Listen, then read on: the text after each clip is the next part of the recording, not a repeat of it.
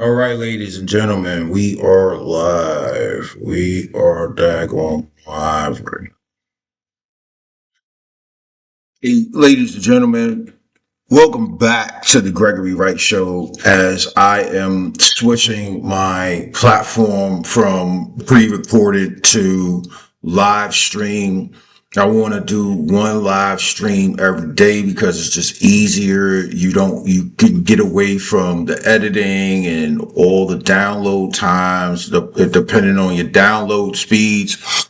Those things can really hinder your time management skills in terms of production. If you want to improve your production, you have to go live. But like me, I'm learning this as I go. So maybe a month from now, you'll see banners at the bottom. You'll see, bunny rabbits hopping across the screen. I'm kidding, of course. But I say all that to say that it takes time when you go from one phase of operations to another phase of operations. Of course, you have to have a plan, but sometimes those plans don't get executed with the preciseness that it should be executed with. The purpose of this video is for me to further convince the non-believers about DEI. Diversity, equity, and inclusion is probably the biggest scam in America. And before I go any further, I want to give a shout out to John Stossel. John Stossel, I think he is an accomplished journalist. Otherwise, he wouldn't have landed this interview with this very bright young man. John Stossel is also a bright young man. And I just want to share John Stossel's content with you. And, for those of you who don't know me, I'm a New York native, born and raised in Alphabet City, Lower Manhattan, to two wonderful parents. Things weren't perfect, but they were as perfectly as they could be during that time. And even now, even though I lost one parent since then, but they were born and raised Democrats, and so was I. And Democrats in the 70s and the 80s are different from the ones that you see now, right? And I believe that the Democrats of yesterday are the Republicans of today. And a few examples of that is Democrats of yesterday upheld the nuclear family. They were against wars. They were against unfairness in education and employment, among many other things, right? They were fiscal conservatives. They dressed conservatively. They held members of their family accountable, no matter what it was. Leaving trash on the floor, not making your bed, things like that, not doing your homework, not going to school. Those were things that Democrats of yesterday practiced. And I just believe that, like I said before, the Democrats of yesterday are the Republicans today.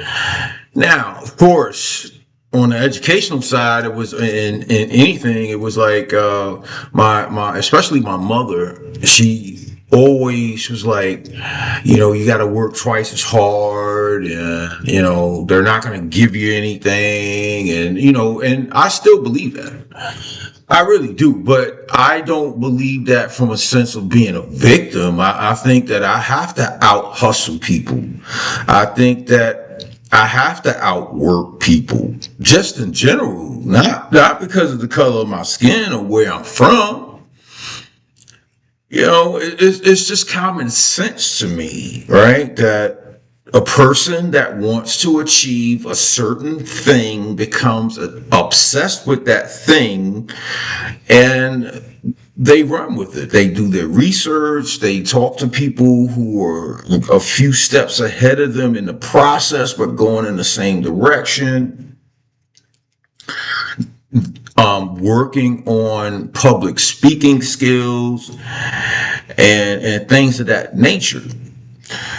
And I found that I had my ups and downs in the educational realm because I didn't apply myself. It wasn't because the teacher was discriminating against me or whatever the case is.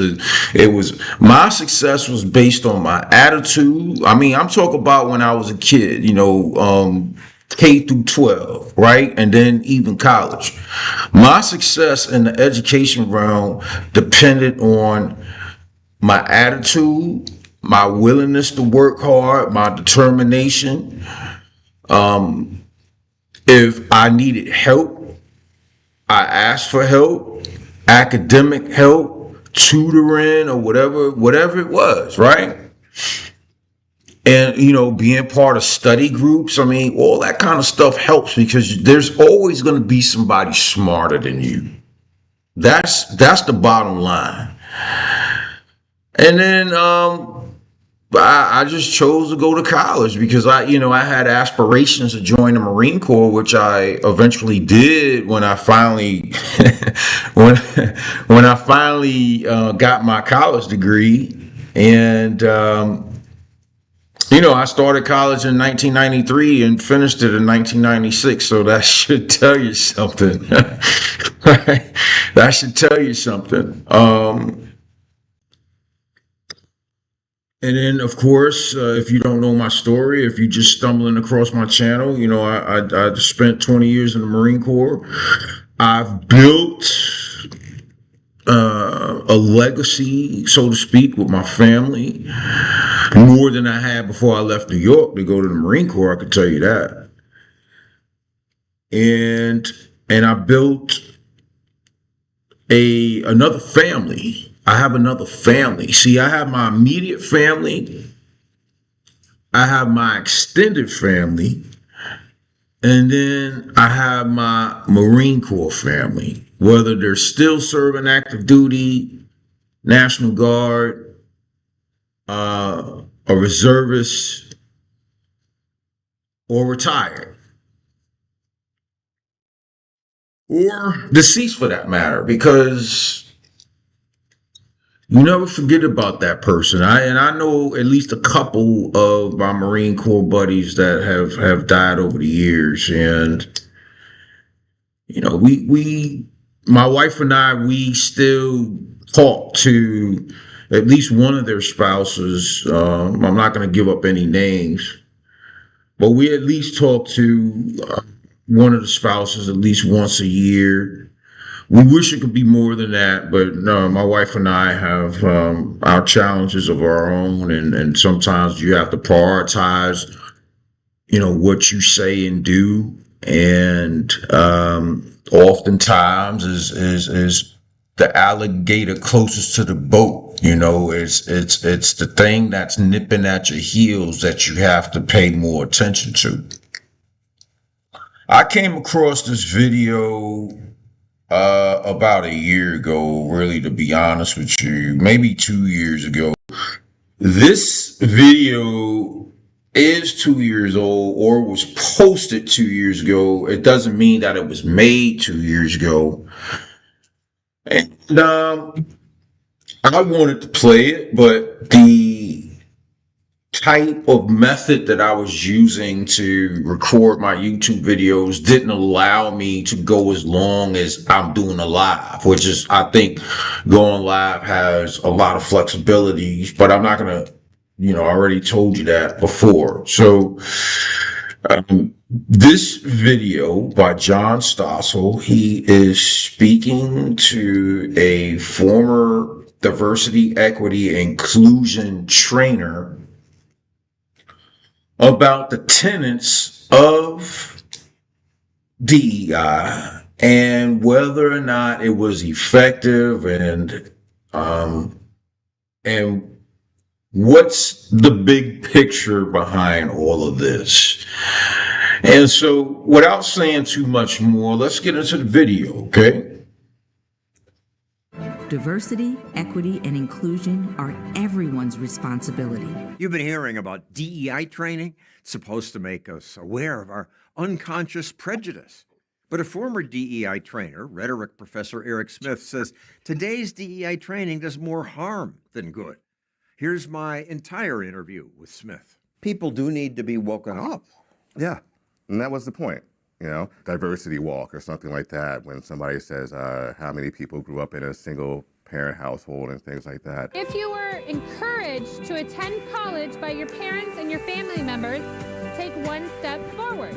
The diversity or privilege walk is supposed to teach us how much more or less privilege we have. If you grew up in a household with two parents, step forward. And at the end of it, you know, the most privileged people are in front and the least privileged people are in back. I did that, but it wasn't to guilt anybody. It wasn't to say, you know, you need to check your privilege. It was to say, look at the world here. Look at what's going on. We should be aware of these things. Why not tell people to check their privilege? Some of us have privilege. Yes, but some of us are accomplished, and that's being called privilege. And I think that's unfair. It's one thing to be born on third base and act like you hit a triple. It's another thing to be born on first base and still second, right? And again, third. You know, that's an accomplishment. This Black Friday gift is my favorite dentist hack to clean my retainers. If you wear a retainer every night like I do, you know how hard. And that's frowned upon? Right. Well, I'm still trying to figure this out, guys. Pretty soon, I'm going to have to stop using that as an excuse. But we are live, and maybe I need to spend a few extra bucks to get YouTube Premium to avoid these advertisements that are popping up at will. And so I just want to go back on what was just discussed 2 minutes ago, right? The Pride Walk is where you're part of this experiment, right? If you happen to get sucked into a DEI seminar or a DEI class, this exercise is something that they are going to implement because the DEI is, in my opinion, used to sow the seeds of division even further. So we have the seeds of division in politics and education and economics and how much somebody else earns and stuff like that. But all you got to do is work hard. All you got to do is, like I said at the beginning of the video, all you got to do is talk to somebody who is headed in the same direction, who are a few steps ahead of you, and pick that person's brain and see what the heck is going on, and revise your plan based on the new information that you receive. That's basically it.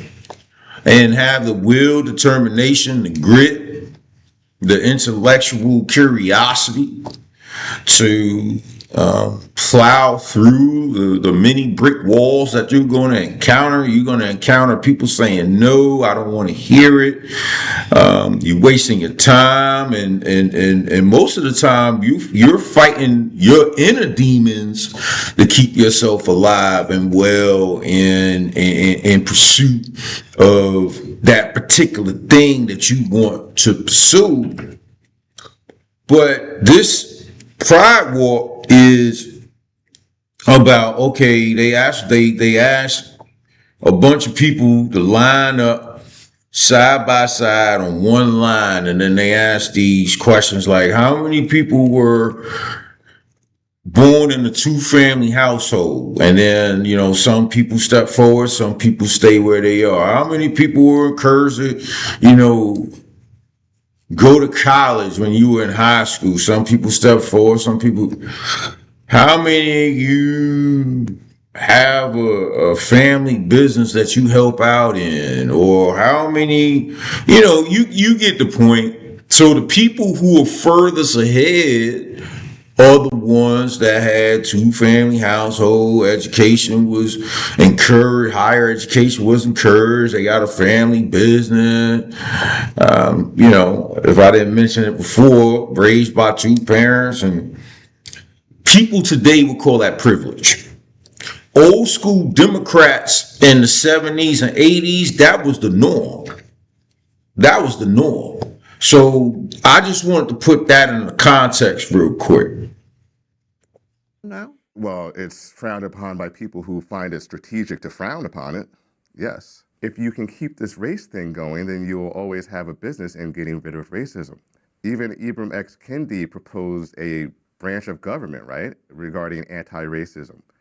And what do you need to justify that? You need racism. It's in his best interest to perpetuate racism, in order to maintain a career. Then there are people who are like, wow, well, this is a billion-dollar industry. I'm going to get in on this. Do my trainings and things like that, and accuse people of racism just to keep it perpetuated, right? To keep it going so that it never goes away, so that I keep making my money. It is a multi-billion-dollar industry. Yes, it now. is. Every big company. Yeah. They feel they have to. Right, and there it is. They feel like they have to. They have to say something. They have to signal to the world that they're doing something. Whether that something is effective or not is secondary. Is it effective? It doesn't seem to be effective, no. In fact, it seems to be doing worse. So this guy, he's talking about how DEI is not effective in terms of the outcomes that the charter of DEI expresses.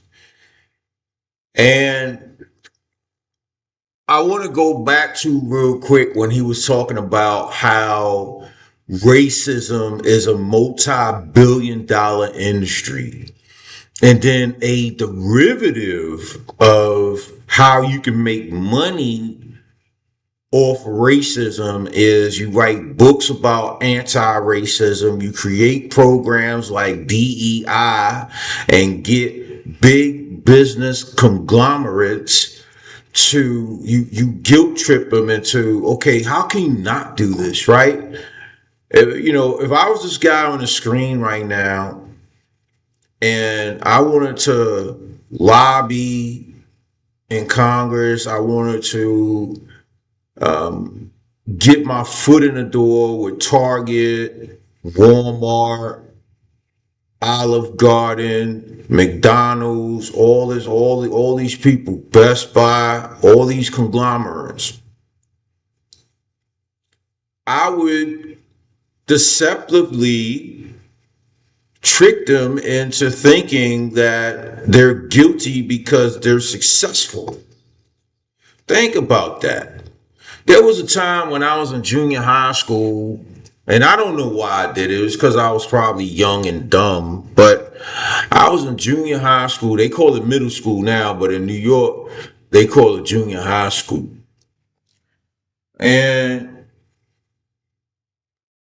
it was a crime to score high grades. It was a crime to be on time for your classes. It was a crime to do all your homework. You know how I know? Because I was called a nerd every time I did it. Oh, you did all your homework? Yeah, of course I did. That was the assignment. This is why I'm going to school. Oh man, you got perfect attendance certificate? Yeah, because my parents make me go to school, and I don't have a problem with getting up in the morning because I don't go to bed late. I used to go to bed at 8:30, 9 o'clock on a school night. Give or take the grade or whatever. On average, it was probably about 9:30. But it was a crime, and then they call you a nerd, and then they want to tease you, and it's a group of them. right? Sometimes they pick on one person, they pick on two people, but there be like 6, 7 of them, right? Uh, and so why, when I used to bring my children home when I was active duty military, we used to visit our hometown in New York City. My wife's from Brooklyn, I'm from Manhattan, and our children were used to reading and speaking with a certain diction, and our family members were like, "Oh, they're speaking white."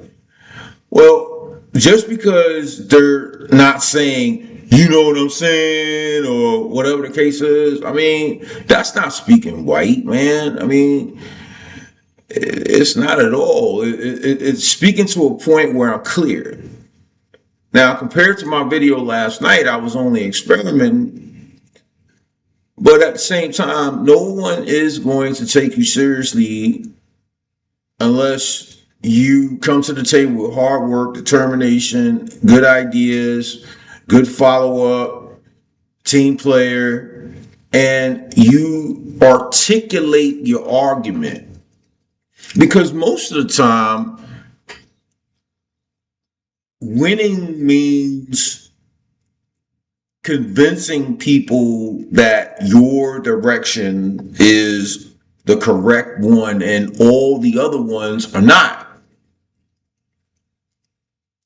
It's just plain and simple. And but I don't want to belabor the point. We got a long way to go. To be making people less likely to interact with people who are unlike them, because it's like a minefield now. Less likely to interact. Yes, yes, yes. After a training where you hear things about microaggressions, right? Microaggressions. If you ask somebody what they do for a living, somehow that's racist, right? If you learn that, then why would you take a chance? I better not talk to Eric because I might say something wrong. Precisely. Any other ideas about this not working? Well, if you compel people, to go to certain things just out of pure resentment, they may, back away and rebel. I saw that myself, even when I was doing diversity training that wasn't especially woke. All this money is spent, all these courses, all this time. Why doesn't it get the results they want? Well, it might be getting the results they want. Depends on who you mean by they. Why doesn't it bring racial harmony to the office? Because diversity, equity, and inclusion, those words don't mean what most people think they mean.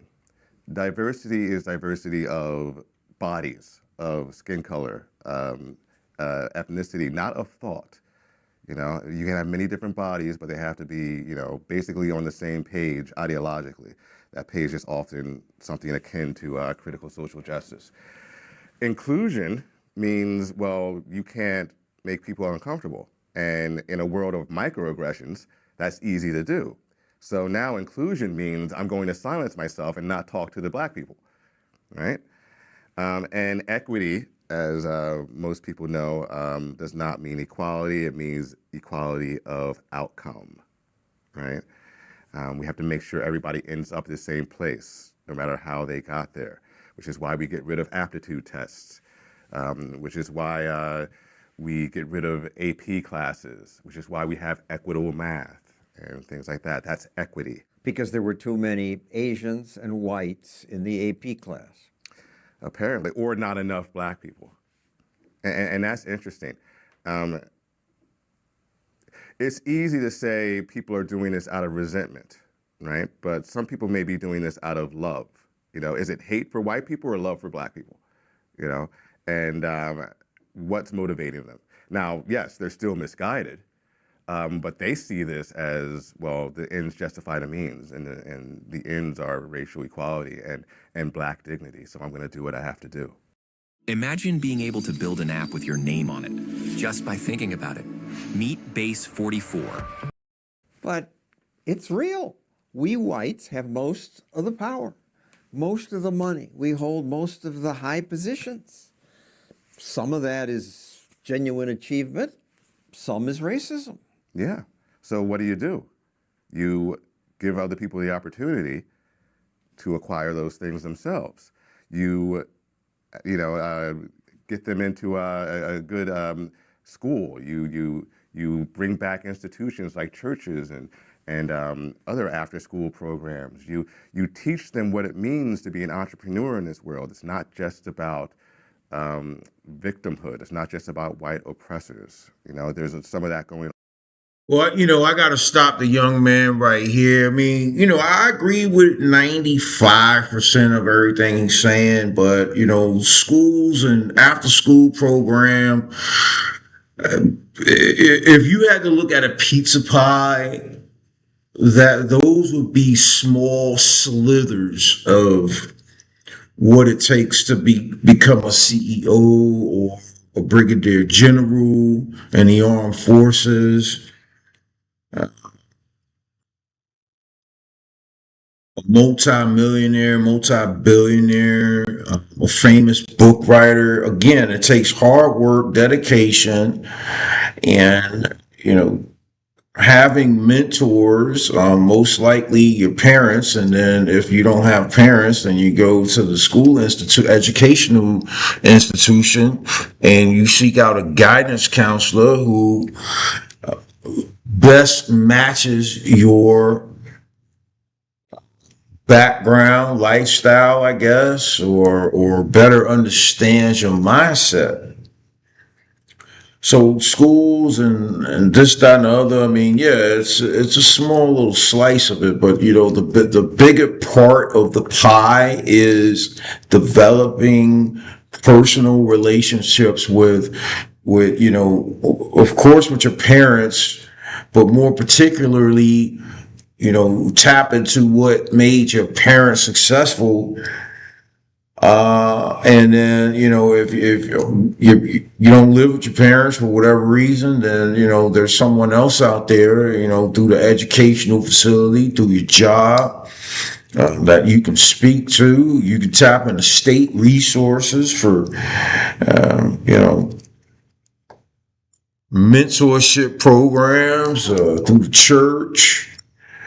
But, let's continue. On, but there's also some agency that we have, to get to where we want to go. And if we keep saying, well, there's nothing we can do, we can't win because of the white oppressor, then what is that going to do to an entire group of people? Nothing good. And what's it going to do if you say being on time is not a good thing? Right. Or that, a standardized English, at least having proficiency in it, is a form of oppression. What are you really doing? I mean, if you wanted to hold down a group of people without them knowing it, this woke thing is a good strategy.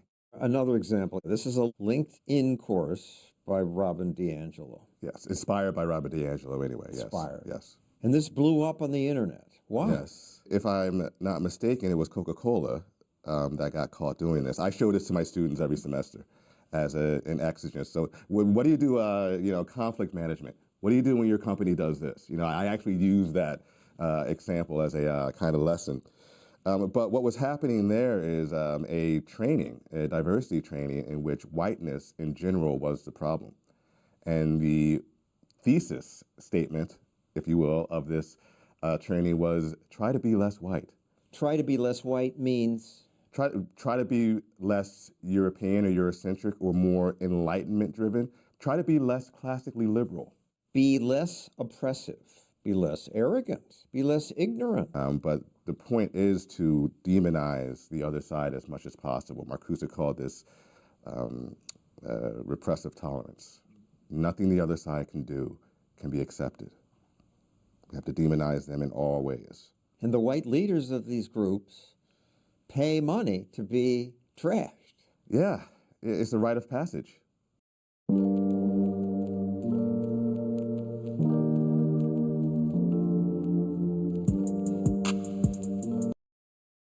Right? Hundreds of studies suggest anti-bias training doesn't reduce bias. I believe that. What I also believe is that when you're talking to anyone, so I'll just relate it to me. Excuse me. I relate it to me, right? Whenever I'm speaking to a fellow black person, and during our conversation, they're like, "Yeah, because you know this." That's a turnoff for me. That's a turnoff for me. It really is. Because what are you talking about? Like, just say it. Like, what are you talking about? Like, clearly lay out what the heck you talking about. Because I grew up in the North, and I wasn't really subject to racism. I mean, I guess I got teased by Hispanics when I was younger, but I mean, I got teased by black people so when I was younger as well. And so is that racism? Is that, I think it's self-hate. I think it's self-hate when people get up in the morning and they decide that they're going to harass somebody because they can. That's not only being a bully, but that's being hateful and being 50 years old. Retrospectively, I think it was a lot of self-hate that they were projecting on me. It's not my fault that you grew up with one parent. It's not my fault you don't know who your father is. It's not my fault you don't know who your mother is. It's not my fault you failing in school. It's not my fault. Or either your mom or your dad is in prison. It's not my fault. So these type of people, they want their failures to become yours. Yeah, I mean, what it's doing is creating more chaos, in certain places. Now, maybe there are places that are having, big issues with race relations and things like that, and that can be dealt with in various ways. But some places are, people are getting along, right? They're working well together. But the implicit bias training is put there because human resources said we have to do this, right? And now we're thinking about things like And shout out to Eric Smith, man. I mean, this guy sounds like a very smart man. Shout out to John Stossel and Eric Smith for sitting down for 30 minutes and really laying out the DEI scam, the racist perpetuating scam that's been going on from time immemorial. We shout out to these guys, man, for real. I want to ask this guy what time it is, but is that bad? In some way, that has to be bad now, right? So you get people apprehensive and they're not talking to each other anymore. Asking people to suppress stereotypes tends to reinforce them. Well, now you're thinking about it more, right? If you're constantly thinking about, oh, am I going to say something wrong? Then you're thinking about saying something wrong. You're thinking about those stereotypes. So yes, it puts these things in the forefront of our minds, and that's not necessarily a good thing. Researchers looked at 800 companies after mandatory DEI trainings. 5 years later, no increase in diversity of hiring. Companies actually saw a 9% fall in how many black women were hired. It's one thing to say.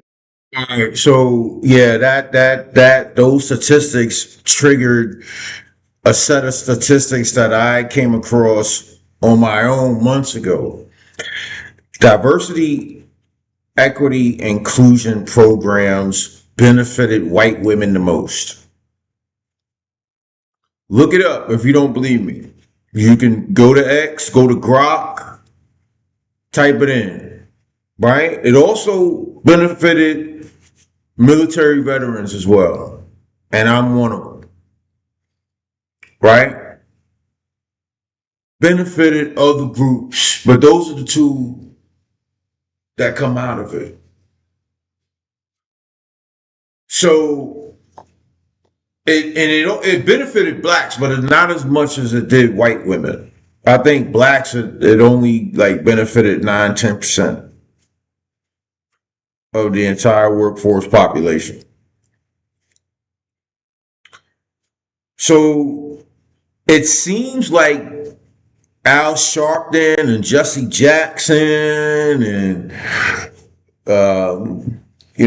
Jasmine Crockett, all these people are championing DEI as if it benefits blacks the most. But no, it benefited white women the most. And I don't care either way. The facts are the facts. I'm not spewing hate. That's not what I do. I come to the table with ideas. I come to the table with concepts. I'm creative. I'm a problem solver. I'm determined. I'm a hard worker. I work smarter, not harder. Sometimes I got to do both. It's hard work doing this streaming thing, man. It took me a long time to get to this point. Until, as far as not feeling embarrassed or self-conscious. And going live is a new thing. It's not a new thing, but it's a new thing for me. It's a whole different level. See, when I pre-record, I could cut out all the nonsense that I don't want the public to see. But when I go live, I can't do that. Unless I remix the video and then publish it again. But I don't want to do that. I'm just going to pay the extra money to stop these ads from popping up. Let's continue with the story. They don't work. It's another thing to say they make things worse, right? You would think that people would see that data and change their minds or change their methodologies or something like that. It's not about Data that, though. doesn't seem to have much to do with it. No, it's not. It doesn't have much to do with it. It's not about data. It's not really about material change, right? It's about a power grab. It's about a culture change. And they're winning, it seems to me.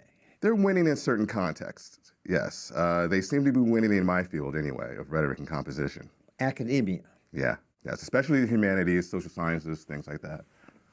And now more and more the sciences, medicine even, but I don't think it's that bad there. Why isn't it that bad? I think those fields are more steeped in reason, scientific method. The barriers of idiocy, if you will, are thicker there already. But I just saw all these medical students reciting privilege messages.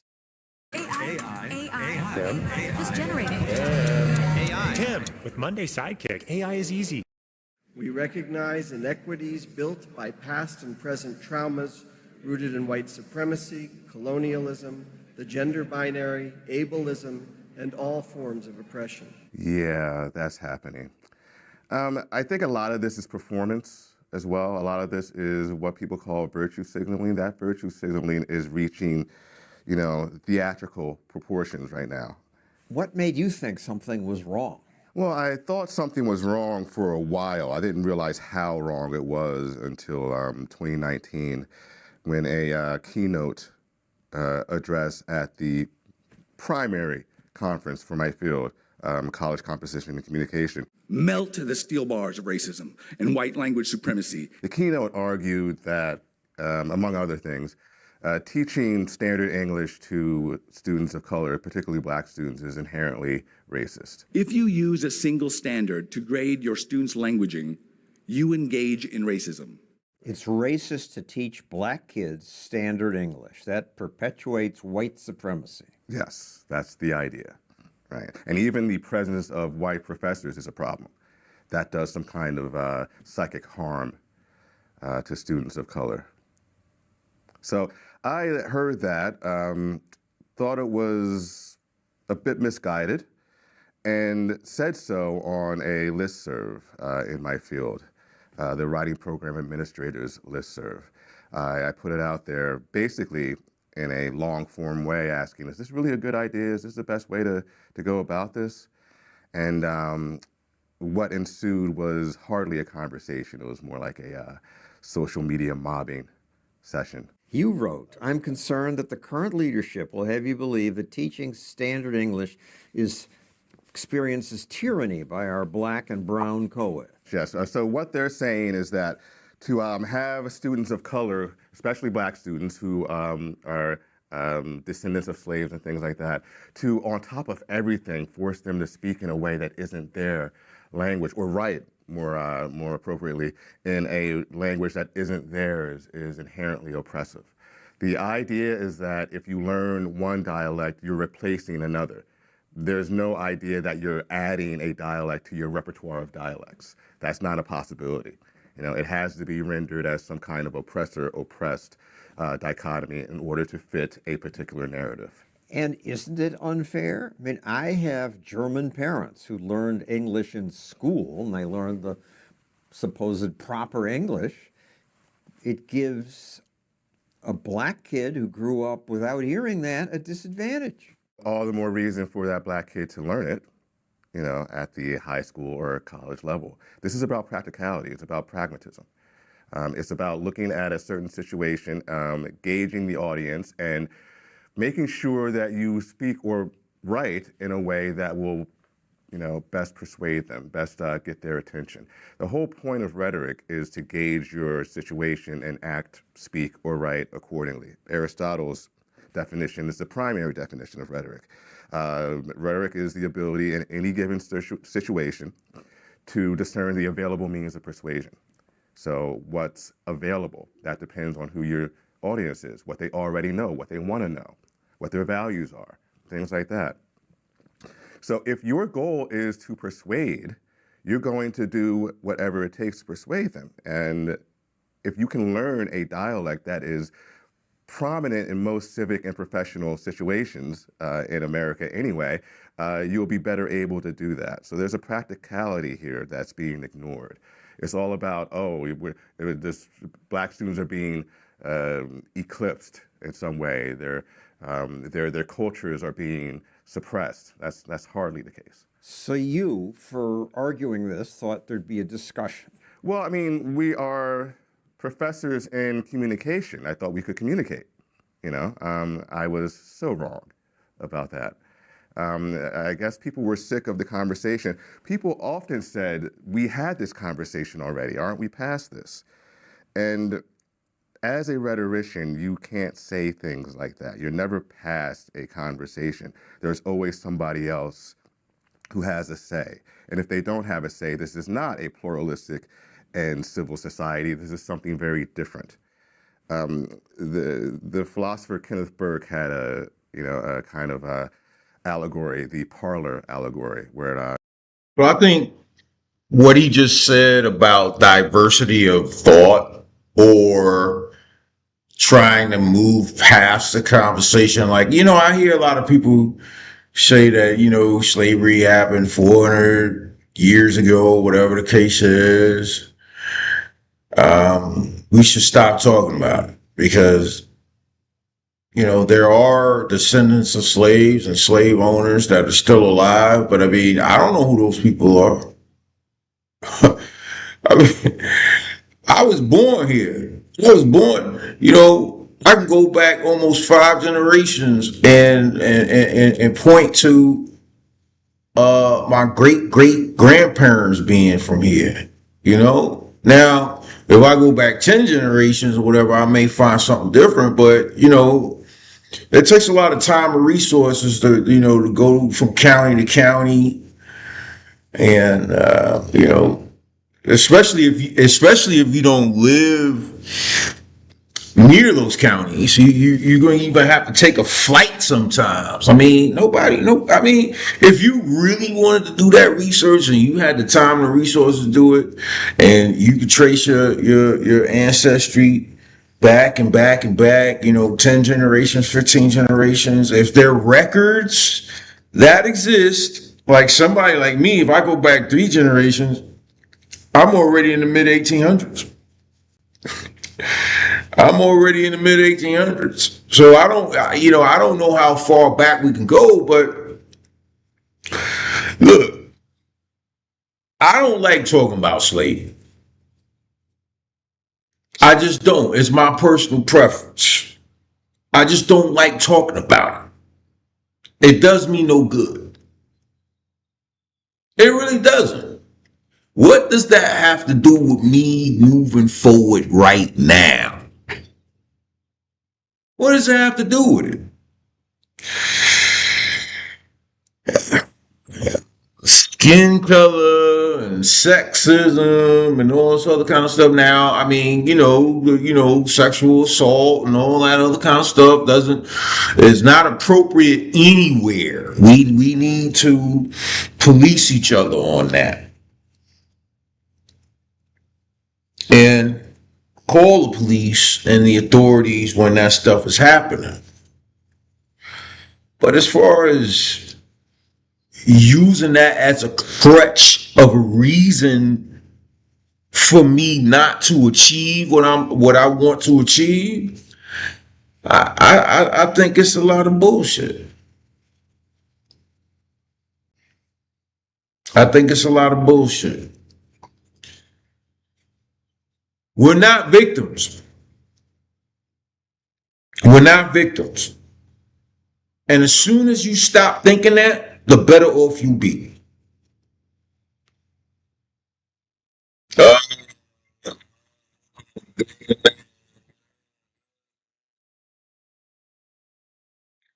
That ain't gonna get you nowhere.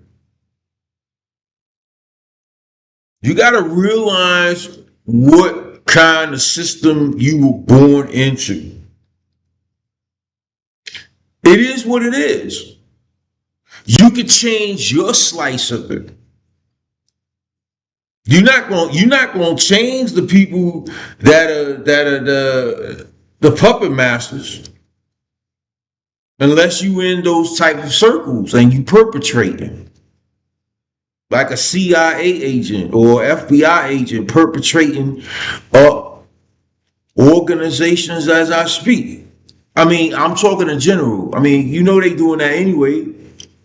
That's the reason why they exist. You had the Biden administration spying on their own citizens. You had the Bush administration that ushered in where authorities have a right to check your backpack when you get on a train, when you get on a city bus. I don't believe in that. Invading my privacy, tapping phone calls, monitoring email and internet traffic. They do that in China. They shouldn't do it here. So it's your slice of life. If you want to be poor, if you want to be stupid, and if you want to be fat or skinny for that matter, because being too skinny or too fat is not healthy either way. If you want to complain, if you want to be broke, then do nothing. Do nothing with your life to change it. Because it seems to me that it's easier to complain about not having what you want. It's easier to blame somebody else for your failures instead of looking yourself in the mirror. Every time I fail, I don't blame nobody. That shit is square on me. But that's me. There's a conversation going on at a party, and you go in, and you can't just start talking right away. You don't know what the topic is, so you have to listen a little bit. In order to contribute, you have to first listen, and then you speak accordingly. That's what we're trying to teach students, or that's what I thought anyway. Now it's about dignity and decentering whiteness. Instead of a discussion, people called you racist. Do you enjoy using Western modes of argument to invalidate people of color? Check your privilege. Yeah. Oh, that old chestnut. Check your privilege. If you can't quit the P word, I want to let you know that Scripture tells us that success. Yeah, that happened. And it happened because what they saw in me was a bigger threat than anything they've seen before. A black person saying it's okay to teach black students standardized English. Why is that a threat? It's a threat because when a white person does it, oh, of course you don't understand this. But when I do it, it's a more difficult challenge, right? So they have to, pull out all the stops. And they did. People piled on. Professor at Portland State said, "Thank you, powerful post," to the person who criticized you. "Thank you, Eve." Eve spent tremendous labor, physically, intellectually, and emotionally, to write his response, and most probably took him extra time to recover from that labor. It's like they're victims everywhere. Yes. Well, that's the point. You have to perpetuate the victimhood. That's part of the narrative. The victimhood is being used here as a cudgel of sorts to gain power, right? And to try to decenter what they see as what they're calling anyway, whiteness or toxic whiteness or white supremacy or something like that. It's a power grab, it's a dignity grab, and that's all it is. Are they crazy? This just isn't even logical discussion. Has academia gone insane? Yes. That's the short answer. Yes, it has gone insane. But it's not logic because you need logic. You need reason to build things, right? They want to tear things down. The last thing you want is logic and reason when you want to tear things down. That will slow down the process, if anything. But there has been stuff that ought to be torn down, right? There has been white supremacy and white control. Right. There has been all that stuff. And it has been dealt with and is being dealt with in several ways. Unfortunately, a lot of what's going on in my field. Wow. Listen, if you walking around talking about white supremacy and whiteness and all this other kind of stuff, you a fool, man. Because that is time you're wasting to build your plan, to write a preface of a new book that you should be writing about your legacy. What are you talking about? Like, I'll be walking around thinking about white privilege. It just sounds so freaking stupid. And if it's mostly the radical left Democrats that are pushing and Republican rhinos, Republican in name only, it's those guys who are pushing this crap because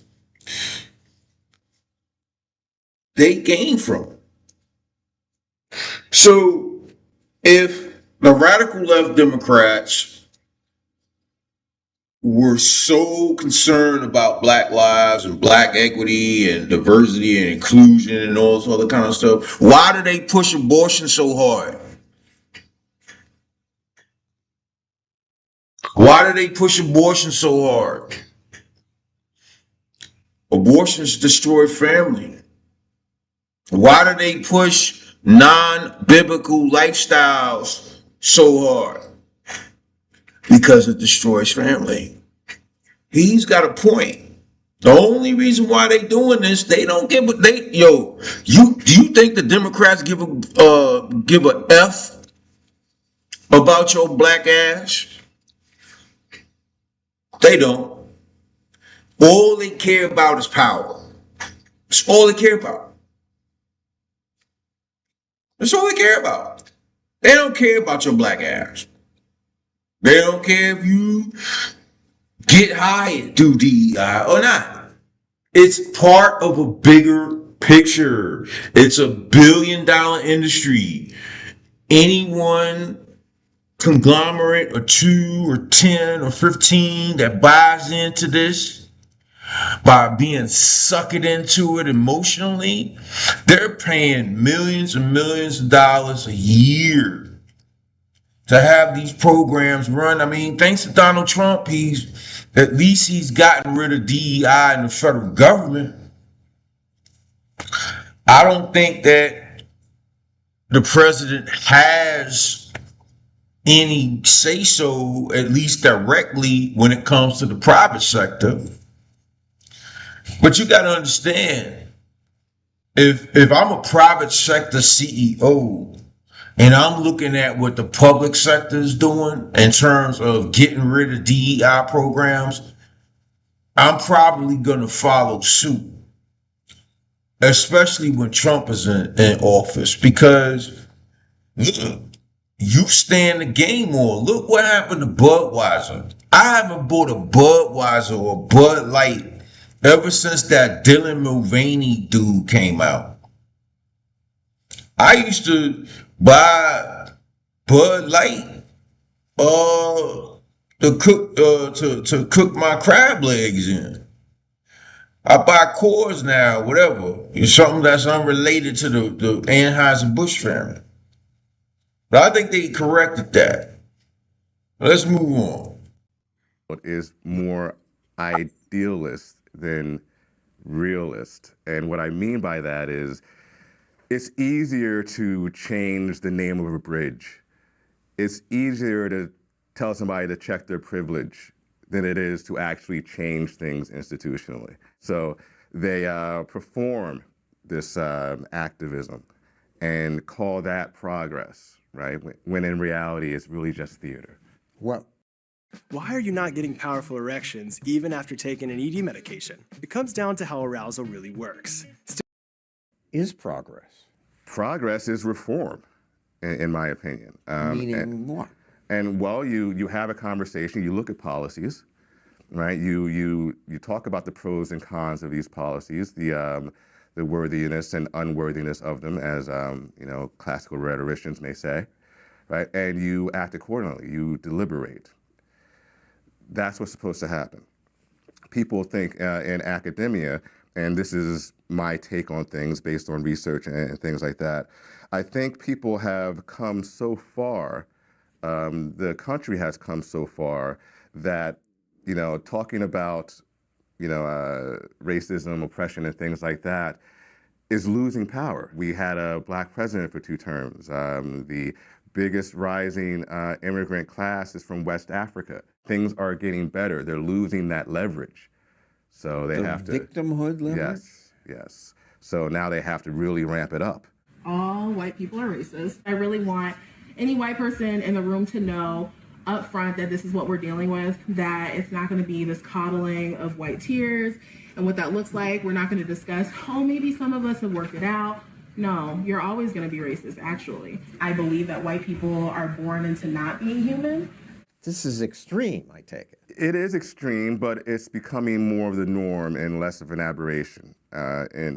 In my field anyway. As far as the people who you hear all the time anyway, there are a lot of people silencing themselves because they don't want to be mobbed. I mean, they saw what they did to a black guy. What are you going to do to white people or even, Latino or Asian or something like that? They just criticized you. So what? Yeah. Well, I mean, so what is, you're right. I mean, it didn't really hurt me. In fact, it made me louder. My issue here is the field and the devolution of the field into something I can't even label right now. We're not doing rhetoric anymore. We're doing woke studies, and I think that's a shame. I think my field has a lot to offer, and we're not offering it because we're bogged down by these marginal issues. Now, that is not to say that we can't talk about race and rhetoric simultaneously and center race. We can definitely do that. But that's not what's going on here. What's going on is the perpetuation of a narrative. The narrative is all. That narrative is oppressor, oppressed. And let's broaden it beyond the field of rhetoric to the whole world here, because what undergraduates are listening to women like this. And I don't know what a student comes away with from that. Well, I mean, the problem there is that many students are getting one take. The professors or their student leaders, what have you, they're not saying this is one way of looking at things. They're saying this is the way. Anybody opposed to this is opposed to equality. They're opposed to diversity and equity and inclusion, right? And by opposed... So, just to amplify what he's saying real quick is that diversity of thought has no place in diversity, equity, and inclusion. As he said at the start of the video, diversity only refers to skin color instead of diversity of thought.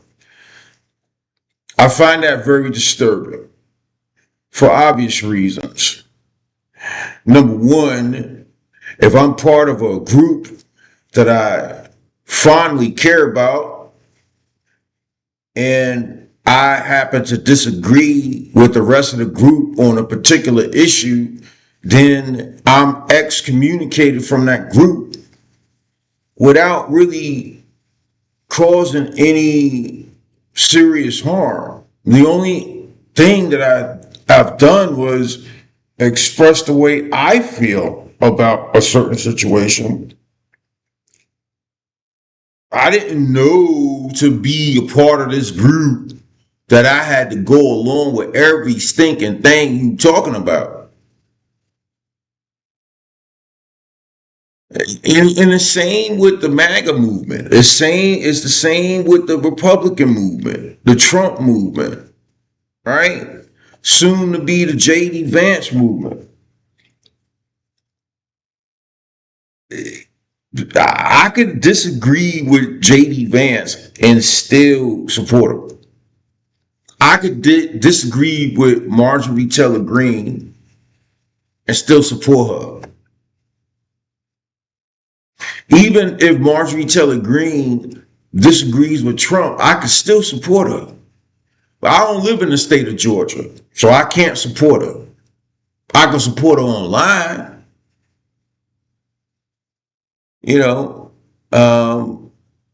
Matter of fact, I didn't have too many nice things to say about Marjorie Taylor Greene. I'm gonna be honest with you,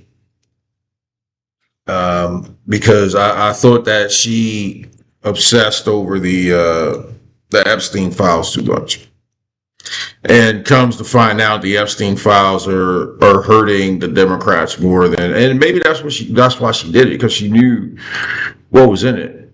But I don't want to get off topic here. You know what I'm talking about. If you're around a group of people that expect you to think the way they do 100% of the time, you're with the wrong group. I mean, anybody who's asking questions, right? Anybody who wants clarification.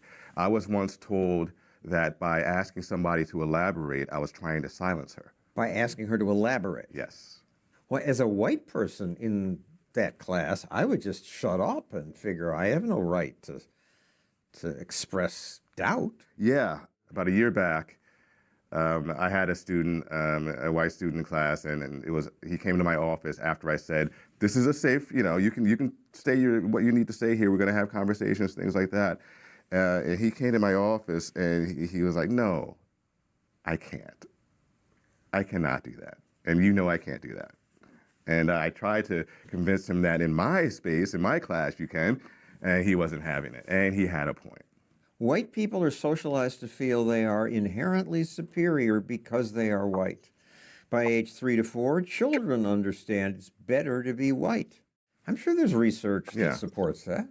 Yes, there is. Shouldn't that be told? Well, so here's the thing. It just depends on what you mean by superior. Now, within the context of this video, within the context of what we're seeing here in front of us, that's all I'm speaking about. I'm not anti-white. I'm not anti-Asian. I'm not I'm none of that. I'm not even anti-black, right? I throw all the races out there. I'm anti-stupid.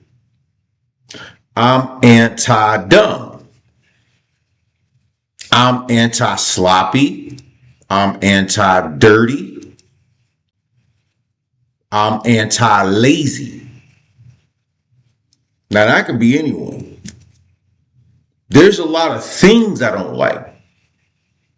But just because if a person of a particular color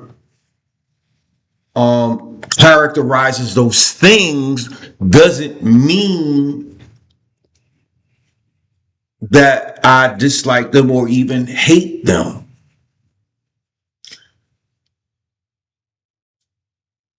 You got to understand, man. When it comes to when it comes to speaking your mind, and when it comes to saying, hey, who's superior, who's not, I don't think anyone is superior to me. I just don't. For all skin colors, right? Lions, tigers, and bears. Oh my! You know what? You know why? When it comes to a bear, I ain't gonna be nowhere near it. I'm just not gonna be nowhere near it. And when it comes to sharks, I'm not gonna be nowhere near it. Slim chance, like me winning a lotto.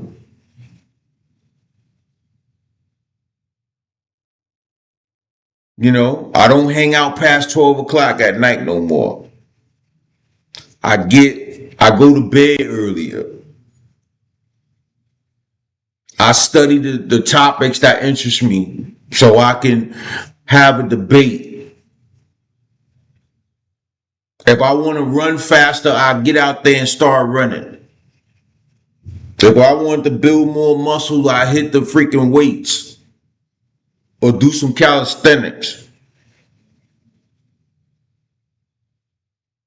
Eat more food, more protein. If I want to be the best YouTuber, one of the best in America, I'm going to have to be more consistent, more concise, more refined, more crispy. Maybe politics is not what I should be talking about. Maybe it is. Nobody's superior to you. Nobody. I don't care what the color of their skin is. I guess when I was younger, but you grow out of that shit through education, man. But I didn't have nobody on the web telling me that nobody's superior to you. The only people that I saw were superior to me was when I was a kid and I looked up to my parents and things like that because they do hold a certain authority. My older brothers and sisters held a certain authority. They achieved things that I haven't achieved at that point in my life yet. And so there is a certain order of things that need to happen in a child's life to create that structure. But to be a grown ass adult talking about white people who have superiority over you, that's fucking ridiculous. It's fucking ridiculous, guys.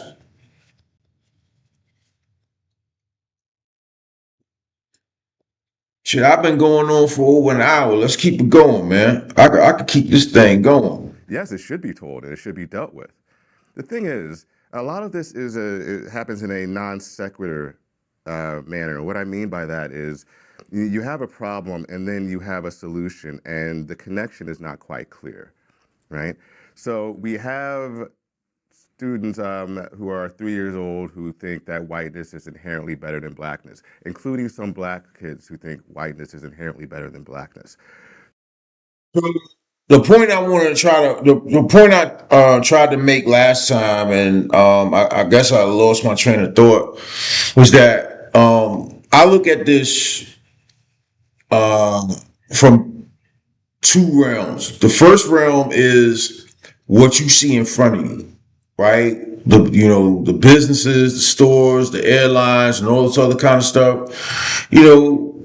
Could be mostly, white people at the top, and then Indians and Asians, or whatever the case is. I mean, it's more like a mixed bag now. But when we talk about superior in terms of, our ability to absorb the sun a lot better than white people or people with less melanin,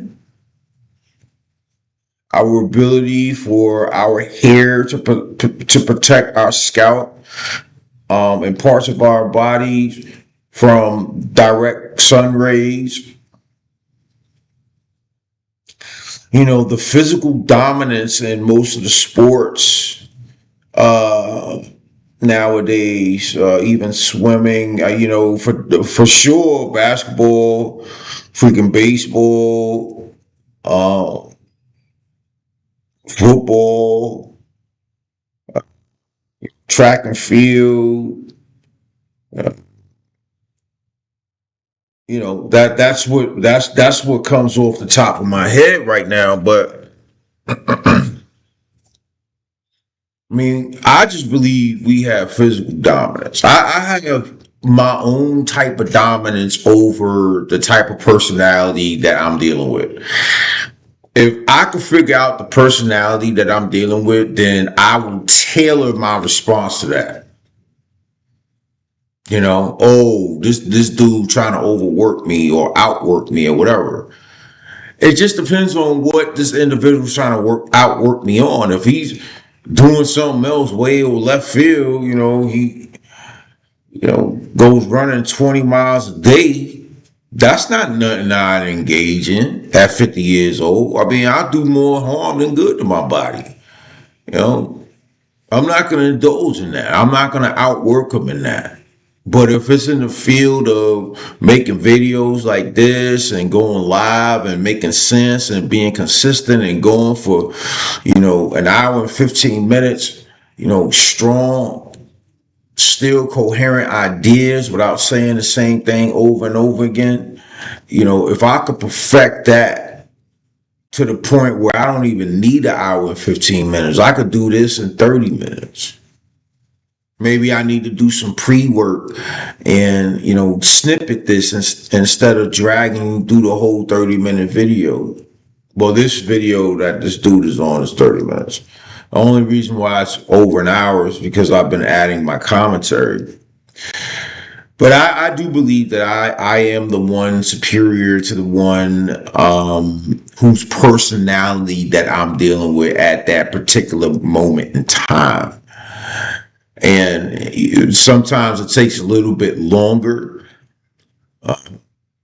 for me to figure out personalities, but most of the time it's easy. It's easy. You see pattern over and over and over and over. So that's that. So we need to do what, right? Restorative justice. We need to get rid of AP classes. We need equitable math. We need to stop punishing students who are misbehaving. The solution doesn't match the problem to me. And I think we can have conversations about, proper solutions, but we're not doing that. What's equitable math? We have got to the point where literally anybody can build a fully working app. He said equitable math. This is Base 40. Equitable math is a document that came out a couple of years ago saying that the way we teach math is inherently racist. It is paternalistic. The teacher shouldn't act like a teacher. The teacher shouldn't expect right answers. The teacher should grade based on the student's desire to know. Because, black kids can't do math. Got this Microsoft video. We want to acknowledge that the land where the Microsoft campus is situated was traditionally occupied by the Sammamish, the Duwamish. It goes on and on. Yeah. It's nice to apologize. Yes, but what is it really doing? The land acknowledgement, other than making the person saying it feel better about himself or herself. I mean, think about it. They're not giving the land back, right? A land acknowledgement is like walking up to somebody who's eating his lunch, taking his sandwich, eating it, and saying, as you eat it, sorry I took your sandwich, as you enjoy that sandwich and walk away. That's what a land acknowledgement is to me. It makes no sense. It's all about performance, and it's about alleviating the guilt of the person giving it. But they're all doing it so enthusiastically. It's like a religious rite. Yes, it is kind of like a religious rite. In fact, John McWhorter would say as much, right? Woke racism is about calling this movement a religion, not metaphorically, but literally. And I mean, there's some, I mean, if you follow the research, if you will, and go back, there's a lot of religiosity when it comes to social justice activism. In fact, a lot of this comes from what's called the Frankfurt School and cultural Marxism, critical theory, and things like that. You also have at this Microsoft event, I think, this people doing for blind people. I'm Natalia. I'm a Caucasian woman with long blonde hair, and I go by she, her. They all embrace it. Yeah. It makes me think I must be not understanding something. Well, yeah, and that's kind of the idea. They want to confuse people as much as they want to virtue signal, right? If you confuse people... I think they want to make people feel included. They think it'll make others feel included. They're good people. Yeah, some of them are, and some of them are not. In Florida, Chris Rufo was appointed to a university board, says he'll replace DEI with EMC, equality, merit, and color blindness. I like equality and merit and color blindness. I like those things. Those things are being, again, demonized by certain people. Color blindness does not mean you don't see color. It doesn't mean you don't see racism. It means whether I like you or not doesn't depend on your race. That's all it's ever meant. But if you want to spin this into something, if you want to spin this into something that matches the oppressor-oppressed narrative, then you will say something like colorblindness ignores racism and the fact that racism is out there, right? Merit is a good thing. Now, we can talk about what constitutes a meritocracy, what is meritorious and what isn't. We can have a conversation about that, but we need merit. We need a standard in which to measure somebody's aptitude for a certain job or something like that. We need that. And merit is not something we can ever really get rid of. The people who complain about meritocracy have meritocracies. It's just a different one, that meritocracy may be about, who can spout the most woke statements. That gives you merit in some sense. So meritocracy doesn't go away. They just want their meritocracy. I think that should be a conversation. Is the pendulum swinging back? I think it is, yes. And that is a good thing right now. I hope it doesn't swing too far in the other direction. One of my biggest fears this entire time has been the backlash, the potential backlash to all this. How is the pushback going to look? We don't want to get rid of things like ethnic studies. We want to do it right. But if we're swinging to the point where we have to get rid of ethnic studies and other things that are, fine, that's another problem. Is it anywhere close to swinging too far in the other direction? Oh, not yet. Not yet. I'm speculating about the future. That's all. And hopefully, if we can speculate now, we can avoid that in the future. That's the idea. But yeah, I think it is swinging back. Why'd you stop being a diversity officer? Because I felt I was preaching to the choir a lot. With every event I had, it was the same, few people, and that number would get smaller. You can't... Same few whites or blacks? Both.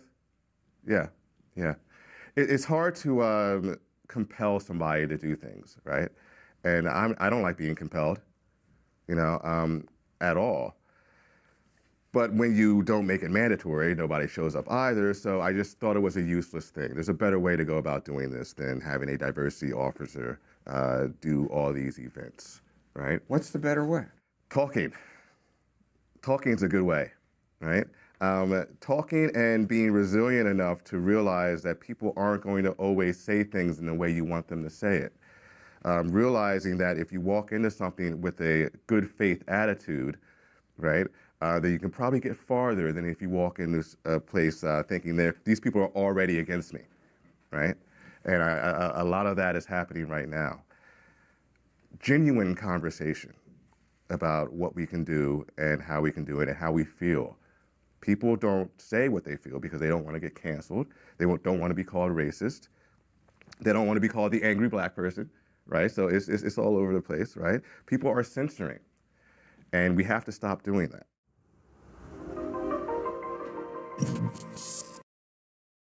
Hey guys, like, share, subscribe to the video if you like this. Shout out to John Stossel and that other young man. What's his name, man? I ain't even gonna try to disrespect him like that, man. Don't ever disrespect me. Let me see here. What's his name, man? Eric Smith of York College, man. Thank you, thank you, thank you. Thank you, audience, for hanging out with me. I think I'm gonna call it the day. And hey, I'll check you out in the next one. Let me know what you know. Let me know what you think in the comments below.